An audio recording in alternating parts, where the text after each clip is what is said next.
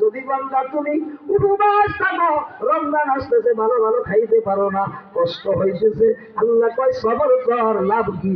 ইন্নাল্লাহা মা'আস সাবিরিন, নিশ্চয় আমি আল্লাহ পাক সবরকারীদের সঙ্গে আছি।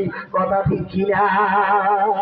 তাহলে যদি ইমানদার তোমার সাথে যদি আল্লাহ থাকে, এই ইমানদারের কোনো চিন্তা নাই, এর কোনো ভয় নাই, ঠিক না?